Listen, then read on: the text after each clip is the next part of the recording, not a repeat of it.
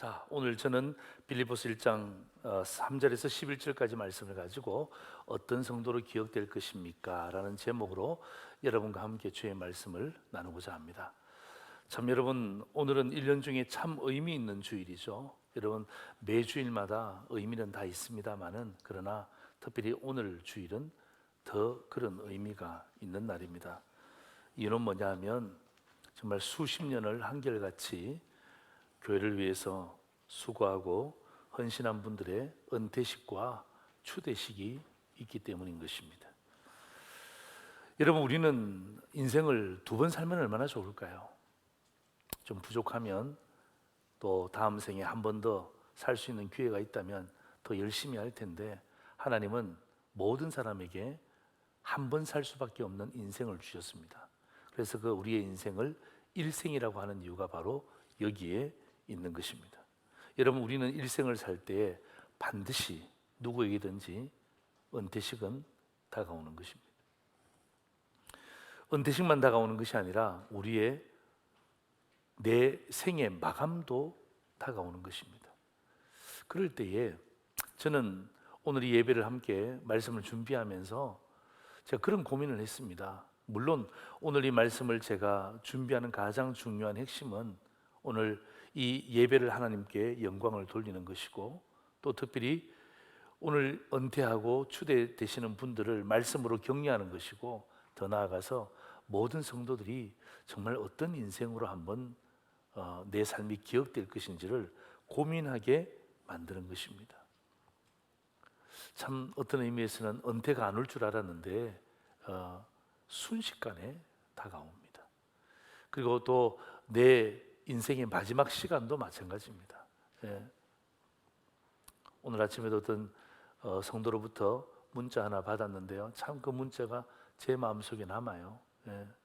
그렇게 행복하고 그렇게 잘 살고 그렇게 많은 것을 누렸지만, 그러나 인생의 마지막 종착점은 누구에게나 오는 것입니다. 여러분, 은퇴라는 것은요, 사실 이 은퇴하시는 분들은요, 우리보다 조금 일찍 경험하는 것입니다. 아주 조금 일찍 경험하는 것입니다. 그리고 미리 은퇴하신 분들에 비한다면 조금 늦게 경험되어지는 것입니다. 이게 뭐 그렇게 큰 차이가 나지 않습니다. 딱 요 두 단어 속에 들어가 있습니다. 조금 일찍, 조금 늦게. 조금 일찍 저희들보다 먼저 경험하는 것이고, 그들보다는 조금 늦게 경험하는 것이고, 이 경험은 저와 여러분에게 순식간에 다가옵니다.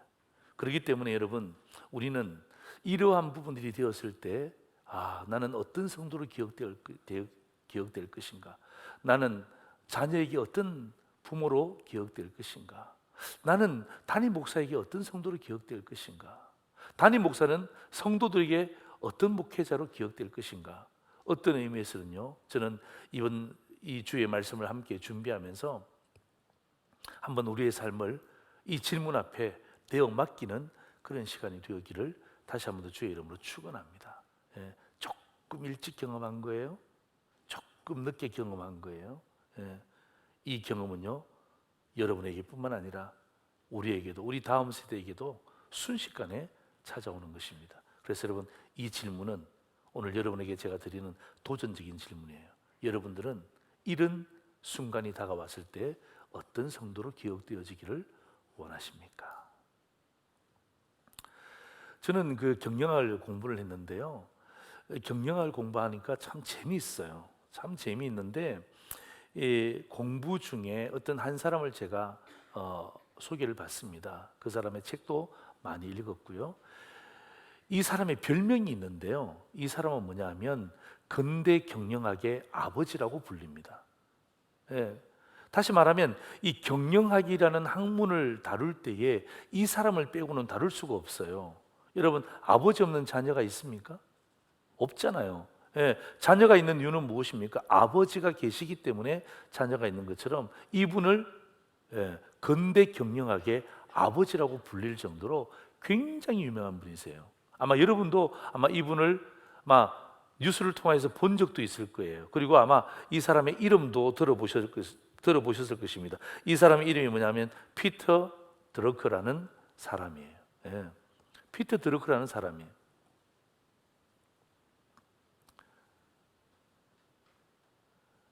참 선하게 생겼었죠. 예. 저분이 이 땅 가운데 95세를 삽니다. 예. 95년을 이 땅 가운데 살면서 건대 경영학의 아버지로 많은 사람들의 머릿속에 남아 있습니다. 저분이 주창한 것이 뭐냐 하면 기업이라는 것은 이윤만 창출하면 안 된다. 여러분, 그 당시까지만 하더라도 모든 기업의 핵심은 뭐죠? 이익 창출입니다. 장사 왜 합니까? 돈 벌려고 하는 거예요. 맞죠? 장사 왜 합니까? 돈 벌려고 합니다. 기업 왜 합니까? 돈 벌려고 합니다. 그런데 이 피터 드러그가 이 기업들에게 뭘 주창했냐면, 맞습니다. 기업들이 이윤을 창출하는 건 맞습니다. 그러나 거기서 끝나면 안 됩니다. 돈을 버는 기업들은 누가 돈을 벌게 해줍니까? 주주들 아닙니까? 시민들 아닙니까? 국민들 아닙니까? 그렇기 때문에 기업은 이윤을 창출하는 것뿐만 아니라 거기서 멈추면 안 되고 한 단계 더 나아가서 사회적 책임을 감당해야 합니다. 이것이 그분의 지론이었어요. 여러분 생각해 보세요. 지금 광주 지역에 어떤 아파트가 무너졌어요. 정말 너무너무 가슴 아파요. 어떤 분은 후진국형의 사고가 나타났다고 지금 뭐 난립니다. 지금 그 밑에 계시는 분들은요, 한 분도 지금 구해내지도 못했어요. 그 기업을 향하여서 사람들이 이야기하는 게 무엇입니까? 사회적 책임이에요. 사회적 책임. 예. 여러분, 이 사회적 책임이라는 단어는 여러분 심심찮게 듣고 있지 않습니까? 예. 이 이야기를 이 피터 드러그가 기업이 이윤을 창출하는 동시에 사회적 책임을 져야 된다. 이것이 지금은 교과서처럼 되어 있습니다. 지금 어떤 기업을 하든지 간에 뭐 죄송합니다만은 큰 기업을 하든지 간에 작은 어떤 그 자영업을 하든지 간에 이 사회적 책임에 대한 부분들은 모든 사람들이 고민해야 될 문제인 것입니다. 근데 제가 이 이야기를 왜 꺼냈냐면 지금부터 이야기예요. 이 피터 드러그가 중학교 때 일입니다. 중학교 때 종교학을 가르치는 선생님이 오셔서 이렇게 중학생들에게 이렇게 질문했다는 것입니다. 앞으로 여러분은 어떤 사람으로 기억되기를 원하는가? 중학생들에게. 여러분이 중학생들이라 생각하고 선생님이 이렇게 질문했다면 막 그냥 여기저기에서 손들면서 저는 이런 사람으로 기억되기를 원합니다. 저는 이렇게 살 거예요. 이렇게 이야기한다는 게 쉽지 않잖아요. 맞습니다. 선생님이 중학생들에게 이렇게 질문한 거예요. 그러니까 한 명도 대답을 못한 거예요. 근데 선생님이 실망하지 않습니다. 네, 당연하다. 나는 너희들에게 어떤 대답도 사실 기대하지 않았다. 그 다음이 중요한 것입니다. 그러나 만일 50세가 지난 다음에도 이 질문에 대답하지 못한다면 여러분은 인생을 낭비한 것과 다름이 없다. 지금 대답 못해도 상관없다. 지금 중학생이니까. 그러나 네 나이 50이 지난 다음에도 이 질문에 대해서 어떤 사람으로 기억될 것인가에 대한 질문에 대해서 정확하게 답을 하지 못한다면 너희는 인생을 낭비한 사람일 수밖에 없다. 이게 이 피터 드러그의 중학생의 마음속에 꽉 박힌 거예요. 그래서 어떡합니까? 이 피터 드러그가 내가 어떤 존재로 기억될 것인가, 내가 어떤 사람으로 기억될 것인가. 그래서 우리는 어떡합니까? 피터 드러그 그러면 어떡합니까? 경영학의 대가, 그리고 어떡합니까? 기업의 이윤 창출과 사회적 책임은 함께 나아가야 된다. 이게 벌써 우리 머릿속에 딱, 제 머릿속에 딱 이미 잡혀 있는 거예요. 마찬가지예요. 여러분, 내가 이 세상에서 어떤 존재로 기억될 것인가에 대한 고민과 생각 없이 그냥 좋은 대학만 가면 됩니까? 좋은 직장만 가면 됩니까? 돈만 많이 벌면 돼요? 승진만 누구보다 빨리 하면 됩니까? 결혼만 잘하면 됩니까? 아무 이타 별탈 없이 은퇴만 잘하면 됩니까?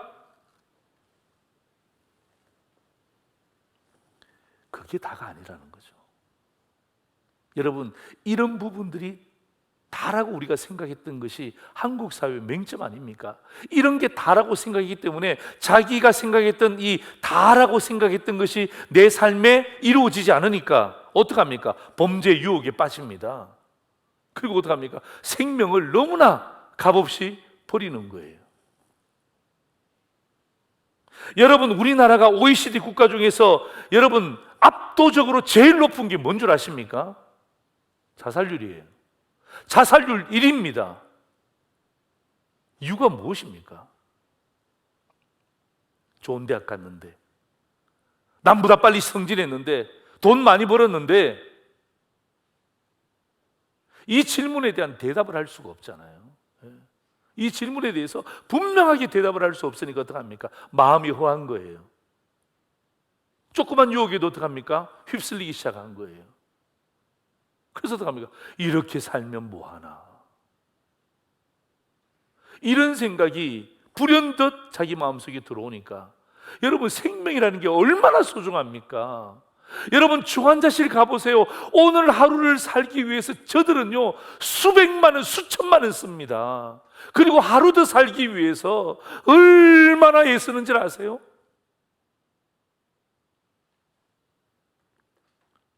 그런데 이런 질문 앞에서 분명한 대답이 없으니까 그냥 생명을 너무나 가치 없게 버리는 거예요. 저는 오늘 이 말씀을 함께 준비하면서 우리 은퇴하시는 분들과 우리 추대받으시는 분들에게 제가 말씀을 전가하지만, 그러나 여러분들에게 뿐만 아니라 오늘 말씀을 전하는 저에게도 마찬가지예요. 조 목사는 은퇴할 때에 정말 상도제리 성도들에게 어떤 목사로 기억되기를 원하는가? 두려운 질문이에요. 그때 가서 답하면 이미 늦어요. 지금 제가 답을 준비해야 되는 거예요. 마찬가지. 오늘 상도제리 모든 성도들이 오늘 이 질문 앞에서, 은퇴하신 분들도 마찬가지입니다. 이미 은퇴하신 분들도 야, 나 은퇴했는데 나는 상관이 없네. 아니요, 천만에요. 상관이 있습니다. 아직까지 여러분의 생명이 있잖아요. 또 오늘 여러분 말씀을 듣는, 유튜브를 통해서 말씀을 듣는 수많은 우리 젊은 이들도 마찬가지예요. 젊은 네 분도 마찬가지예요. 아유, 목사님, 저 은퇴는 아주 멀었습니다. 아니에요. 순식간에 다가옵니다. 여러분의 부모님에게 물어보세요. 오늘 은퇴하시는 분에게 물어보세요. 추대받으시는 분 물어보세요. 그냥 수십 년이 그냥 찰나에 지나간 거예요. 찰나에 지나간 거예요. 그래서 오늘 저는 이 말씀을 준비하면서 저에게 던지는 질문이에요. 조 목사, 정신 차려. 상도제리 성도들이요, 정신을 바짝 차려야 됩니다. 신약 성경 보니까 정신을 차리라는 말이 몇 군데 나와요. 몇 군데 나와요. 지금 코로나 때문에, 오미크론 때문에, 또 예를 들면 뭐 어떤 정치적인 현안 때문에, 그 다음에 경제적 부분 때문에 막 우리가 종잡을 수 없도록 휩쓸리고 있지만, 그러나 오늘 말씀을 통해서 정신을 바짝 차리기를 원하는 하나님 아버지의 말씀을 오늘 저와 여러분이 받기를 원하는 것입니다. 정신을 차리라는 말이 어디에 강력하게 나오냐면요, 여러분 데살로니가전서 5장 6절에서 8절입니다. 우리 같이 한번 읽을까요? 시작! 그러므로 우리는 다른 이들과 같이 자지 말고 오직 깨어 정신을 차릴지라. 자는 자들은 밤에 자고 취하는 자들은 밤에 취하되 우리는 낮에 속하였으니 정신을 차리고 믿음과 사랑의 호심경을 붙이고 구원의 소망의 투구를 쓰자. 우리는 다른 이들과 같이 다르다 이 말이에요. 우리는 밤에 일하는 사람들이 아니다 이 말이에요. 우리는 낮에 속한 사람이기 때문에 뭐 하라는 것입니까? 이 짧은 구절에 두 번씩이나 정신을 차려라, 정신을 차리라 라고 이야기하는 이유가 바로 여기에 있는 것입니다. 여러분, 이 정신을 차리라는 원문의 뜻을 보니까요, 그냥 정신 차리라고 하면 아이고 정신 차려야지, 아이고 정신 차려야지. 여러분, 그런 내용이 아니고요. 여러분, 이 정신을 차리라는 말은 뭐냐면 의지적인 노력이 수반되어야 된다는 것입니다. 예. 강력한 의지적인 노력이 수반되지 않으면 정신을 차릴 수가 없어요. 왜? 세상이 너무나 빨리 가요. 세상이 너무나 예수 믿는 성도들을 휩쓸고 갑니다. 흔들고 있습니다. 그렇기 때문에 어떻게 합니까? 강력한 의지를 가지고 정신을 차리지 않으면 막 지나가는 거예요. 막 지나가는 거예요. 그러니까 내가 이 땅 가운데 살면서 나는 도대체 어떤 성도로 기억될 것인가, 이것조차, 이 질문조차 할 시간이 없이 막 지나가는 거예요. 오늘 저는 이 말씀을 함께 나누면서 우리 모든 성도들에게 이 말씀을 여러분과 함께 나누면서 정말 우리가 다시 한 번 더 어떤 성도로 기억될 것인가, 예? 주님 앞에서 다시 한번 정신을 바짝 차리는 그런 귀한 믿음의 또 결단이 있는 시간이 되기를 다시 한번 더 주의 이름으로 축원합니다. 아멘. 아멘. 자, 여러분, 오늘 본문은 빌립보서죠. 예, 사도 바울이 빌립보 교회를 향하여서 쓴 서신입니다. 그런데 사도 바울은 빌립보 교회와 성도들을 어떻게 기억했을까요? 사도 바울이 기억한 빌립보 교회 성도들의 모습이 있습니다. 3절 한번 보실래요? 내가 너희를 생각할 때마다 나의 하나님께 감사한다. 그러니까 바울의 기억 속에는 빌립보 교회 성도들이 참 감사한 성도로 기억되어지고 있어요. 또 7절에 보면 이렇게 나오죠. 내가 너희 무리를 위하여 이와 같이 생각하는 것은, 감사하게 생각하는 것은 뭐라고요? 마땅하다. 예, 이거 당연한 것이다. 여러분, 이 두 구절만 봐도 이 사도 바울은 이 빌립보 교회와 빌립보 교회 성도들을 향하여서 참 좋게 생각하는구나, 참 감사하게 생각하는구나. 저는 오늘 이 본문 있잖아요, 우리가 읽었던 이 본문을 통해서 사도 바울이 빌립보 교회를 향하여서 참 좋게 기억했던 이 두 가지의 원칙을 오늘 제가 이 말씀과 여러분과 함께 나누면서 우리 또한 이런 성도로 하나님께 기억되었으면 좋겠다. 우리 또한 이런 성도로 담임 목사에게 기억되었으면 좋겠다.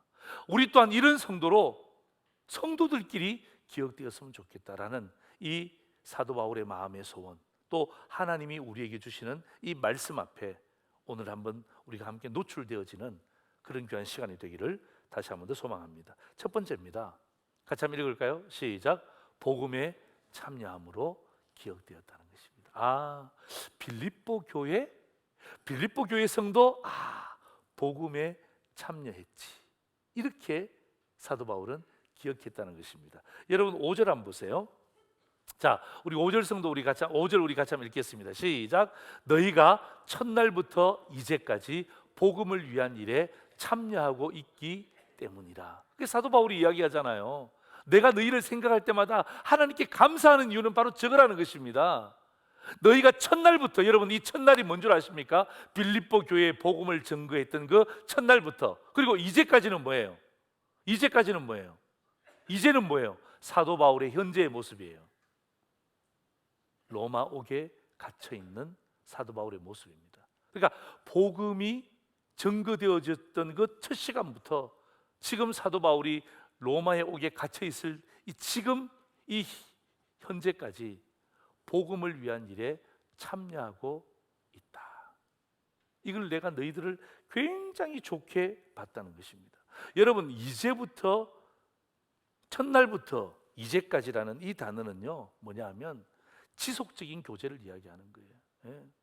그냥 사도 바울이 우리에게 복음 전했으니까 내가 한 번은 챙겨드려야지, 여러분, 그 정도의 모습이 아니고요, 지속적이었다는 것입니다. 그래서 여러분, 여기에 나오는 이 교제 있잖아요. 이 교제는 코이노니아를 이야기하는 것입니다. 예.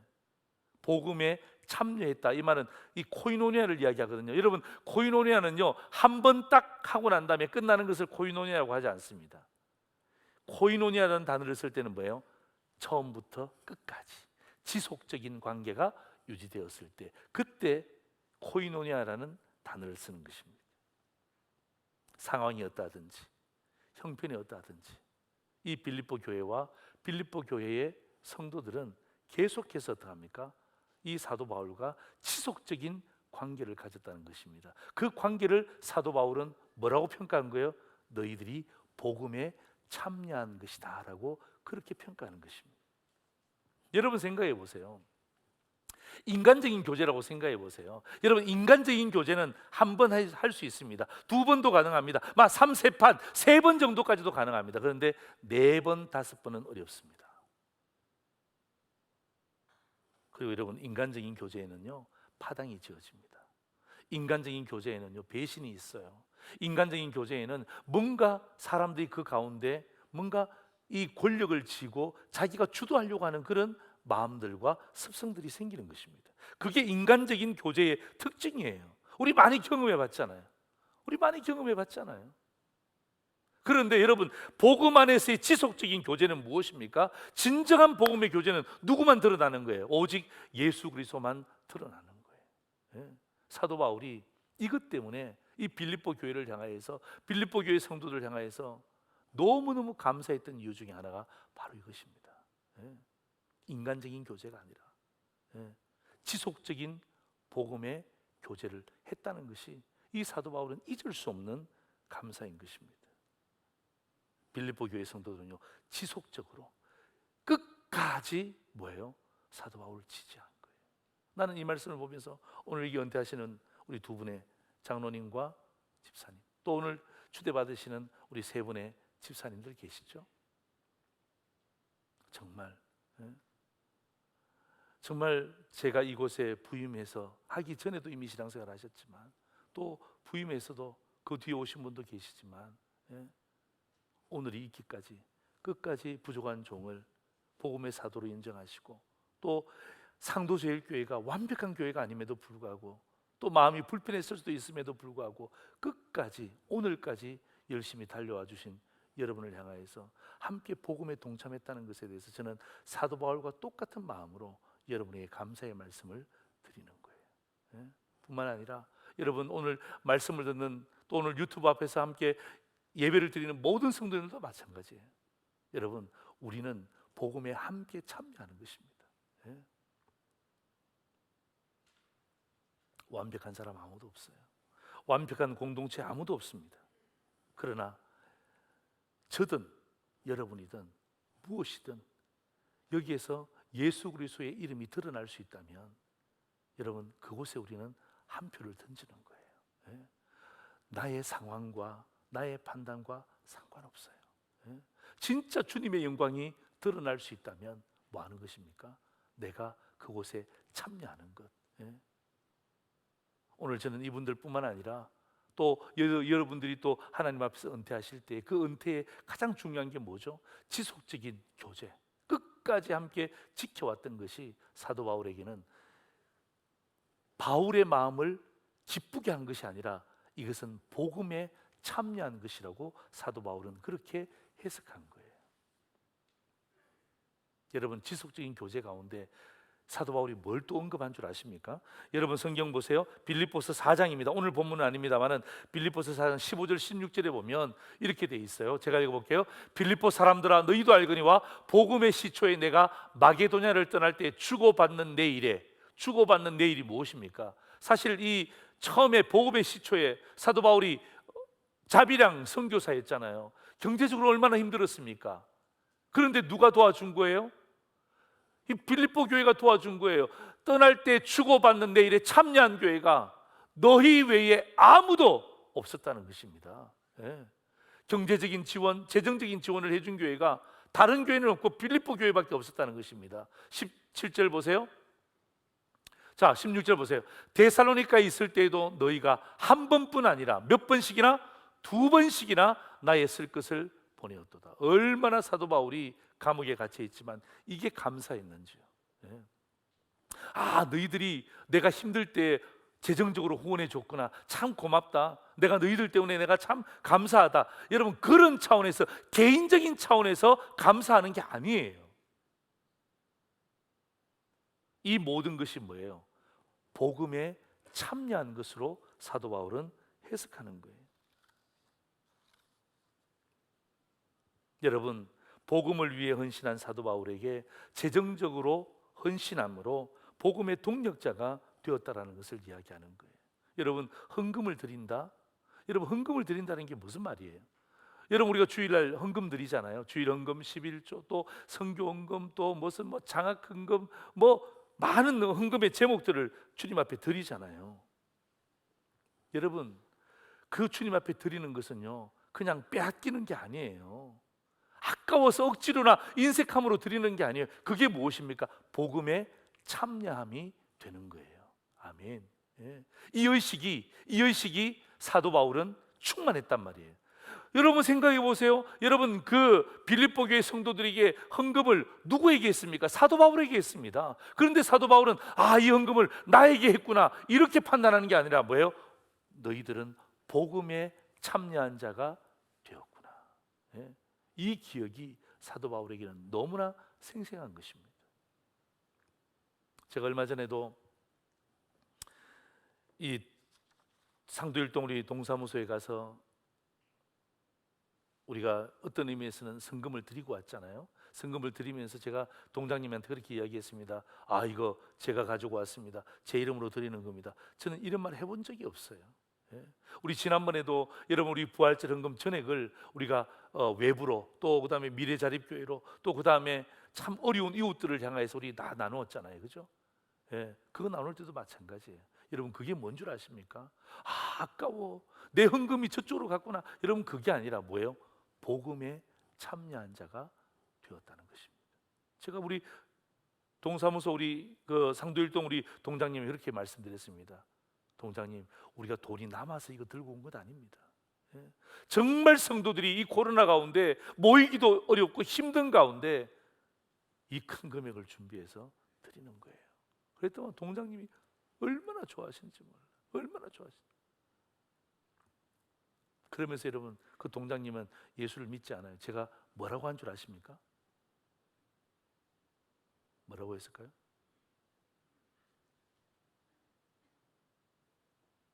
내가 돈 들고 왔으니까 기도는 한번 해야 되지 않겠습니까? 그래서 그 동장님도 머리 숙이고, 거기 차장님도 과장님도 다 교회 안 다니시는 분들이지만 딱 그냥 돈 앞에 머리 숙이는 게 아니라, 제가 이것 성도들이 헌신입니다. 그냥 드릴 수 없습니다. 그래서 어떡합니까? 우리 교육자들과 함께 간절한 마음으로 세게, 길게 기도해 드린 거예요. 그거 제 돈 아니에요. 그 여러분들이 하나님 앞에 복음을 위해서 헌신한 헌금이에요. 그것을 사도 바울이 뭘로 보는 거예요? 나에게 줬구나, 참 고맙다, 그런 차원이 아니라 뭐예요? 너희들은 복음에 참여함에 되었기 때문에 내가 너희들을 좋게 기억한다. 두 번째입니다. 우리 같이 한번 읽을까요? 시작. 은혜에 참여함으로. 처음에는 복음에 참여함으로 기억하는 것이고, 두 번째는 뭐냐면 은혜에 참여함으로 기억하는 것입니다. 여러분 7절 성경 한번 보세요. 우리 같이 한번 읽겠습니다. 시작. 내가 너희 무리를 위하여 이와 같이 생각하는 것이 마땅하니 이는 너희가 내 마음에 있음이며 나의 매임과 복음을 변명함과 확정함에 너희가 다 나와 함께 뭐라고요? 은혜에 참여한 자가 됩니다. 이것을 사도 바울이 기억하는 거예요. 은혜에 참여한 자가 되었다. 여러분, 저 본문 보세요. 이렇게 돼 있잖아요. 내가 너희를 이렇게 생각하는 것이 마땅한데 이는 너희가 내 마음에 있다는 것입니다. 여러분, 여기에 마음이라는 단어의 원어를 찾아보니까 우리가 생각하면 뭐 마음이 있는가 보다, 조금 감동이 있네, 여러분 그런 차원이 아니고요. 여러분, 이 마음이라는 단어는요, 어떤 단어로 바꿀 수 있냐면 심장이에요.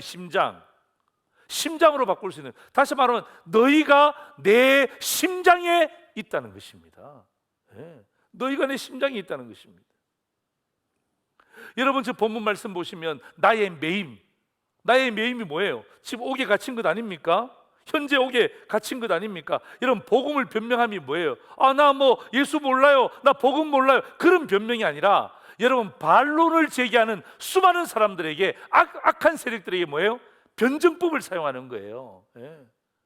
변증법을 사용해서 복음이 무엇인지에 대해서 정확하게 이야기했다는 것입니다. 세 번째 뭐예요? 복음을 확정하는 것. 뭐예요? 주도적으로 선포했다는 것입니다. 사도 바울은 있잖아요, 자기의 매임, 또 복음을 변명하는 것, 변증하는 것, 그리고 복음에 대한 확정함, 주도적으로 선포하는 것이, 이 모든 것이 다 뭐라는 것입니까? 하나님의 은혜였음을 고백하는 거예요. 네. 뭐 내가 잘났다, 내가 지도자다, 내가 이렇게 고통당했다, 너희들이 내 고통 아느냐, 뭐 이런 차원에서 설명하는 것이 아니라 이 모든 것이 뭐라는 것입니까? 하나님의 은혜였음을 이야기하는 거예요. 아마 사도 바울이 그 당시에 아마 이런 찬양이 있었더라면 아마 사도 바울은 아마 이 찬양을 아마 가장 좋아했을 것 같아요. 모든 것이 은혜, 은혜, 은혜, 한없는 은혜, 내 삶에 당연한 것 하나도 없었던 것을, 모든 것이 은혜, 은혜였소. 이게 사도 바울의 마음 아니겠습니까? 내가 지금 로마의 감옥에 갇힌 것도 하나님의 은혜고, 내가 이 악한 세력 앞에 복음을 변증하는 것도 하나님의 은혜고, 내가 주도적으로 복음에 대해서 자신 있게 선포하는 것도 하나님의 은혜였다. 그런데 이 하나님의 은혜와 너희가 다 나와 함께 이 은혜에 참여했다는 것입니다. 여러분, 은혜가 무엇입니까? 하나님이 값없이 주시는 선물 아닙니까? 아멘입니까? 네. 은혜가 무엇입니까? 하나님이 값없이 주시는 은혜예요. 믿음으로 받으면 되는 거예요. 그래서 어떡합니까? 사도 바울은 믿음으로 받은 거예요. 비록 옥에 갇혔지만 믿음으로 받은 거예요. 여러분, 하나님의 말씀을 변증하는 것 믿음으로 받은 거예요. 여러분, 하나님의 말씀을 확정하는 것 믿음으로 받은 거예요. 그런데 이 값없이 주시는 하나님의 은혜에 너희들도 공동 참여자가 되었다는 것이 내가 생각할 때 너무 기쁘다. 여러분 이 빌립보서는요, 옥중서신입니다. 제가 이런 말씀드렸죠. 애골빌빌, 옥에 갇히면 힘이 없다 그랬잖아요. 그래서 어떡합니까? 옥중서신은 4권이에요. 골, 빌, 빌. 에베소서, 골로새서, 빌립보서, 빌레몬서. 이 사도 바울이 마지막, 여러분, 이 옥중서신 이후에 어떡합니까? 그의 생명은 순교당하는 거예요.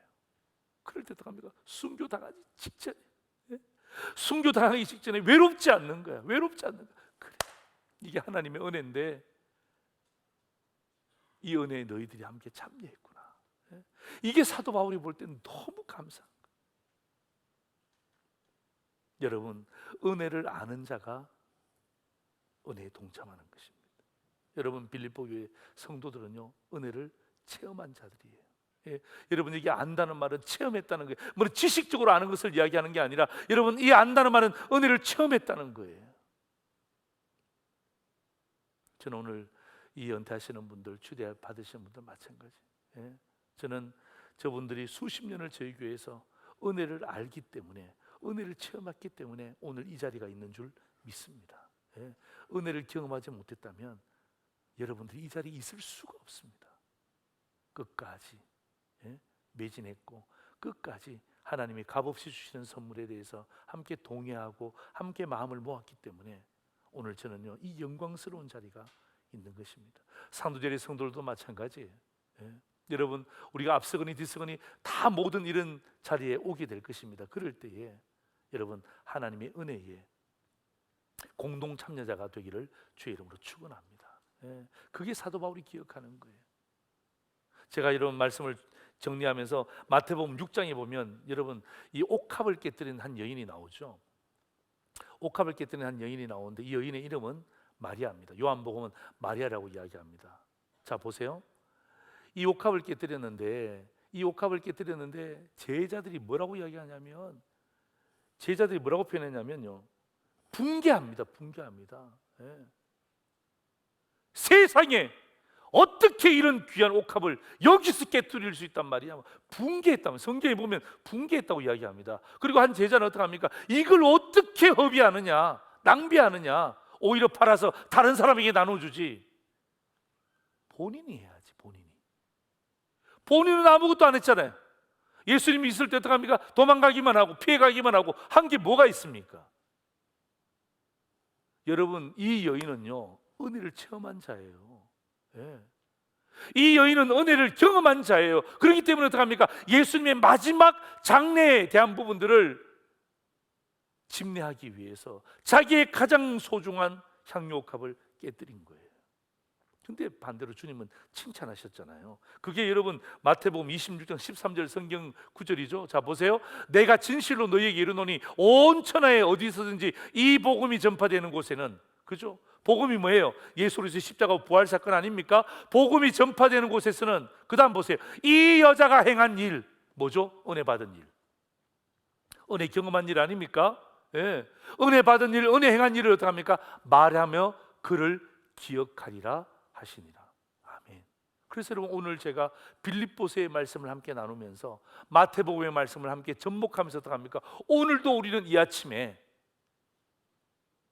이 여인의 은혜 받은 것을 기억하여 주의 말씀을 함께 나누고 있는 거예요.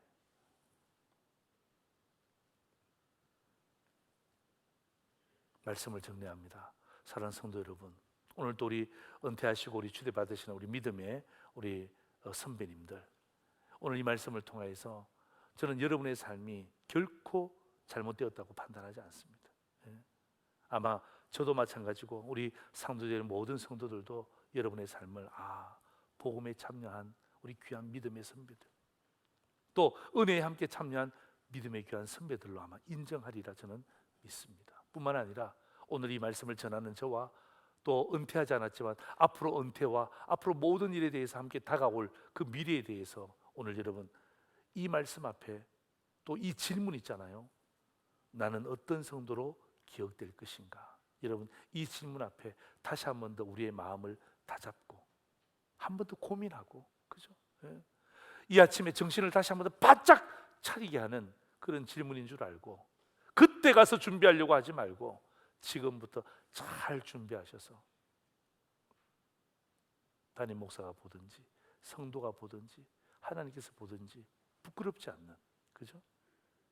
좋게 기억되어지는, 그죠? 그런 귀한 성도가 되기를 다시 한번 주의 이름으로 축원합니다. 아멘. 기도하겠습니다.